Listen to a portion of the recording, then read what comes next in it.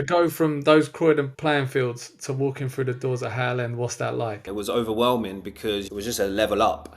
The kids all had the same boots on, they all had their tracksuits, and they had Nike deals at like 12 years old. And so for me, and a couple of the other boys came from Wimbledon as well, it was intimidating. It's not like I really spoke to the other boys about it as well, because I think, when you're that age, you don't open up about those kind of things really.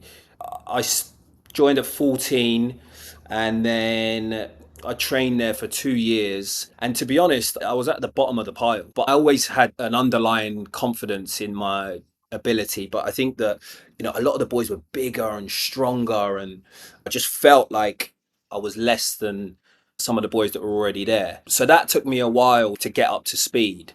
And by the time I got to 16, I just barely scraped a 2 year scholarship. But I think that those early years of being there shaped kind of my next 5 years after that, because I was smart enough to know I had a lot of work to do. So that summer, when I really kind of bucked up my ideas and was like, okay, this is what I need to improve on, and I just went to town and just slowly just climbed my way up the ranks from there. The Arsenal teams that I joined at that time, the talent there was just insane. I was like, my teammates, they're definitely going to play. If not for the first team, then they're definitely going to have a career in the game. I remember my coaches clearly: Steve Bold, Neil Banfield.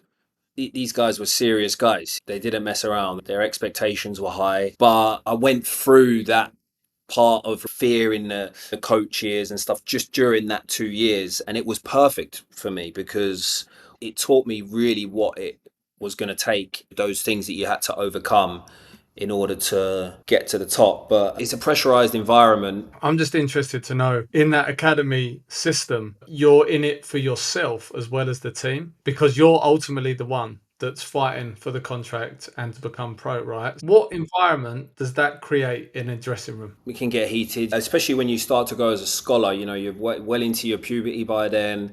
It's very male orientated, a lot of testosterone flying around every day from a young age, and it can cause rifts. It can cause a lot of toxic behavior. But when you get to that under 16, under 17, under 18 level, you realize quickly then that you need each other as well. Then you start to mix with the first team environment. You start to see what a team actually takes to be successful. You start to learn that. You don't know that when you're playing in the under 15s, under 14s.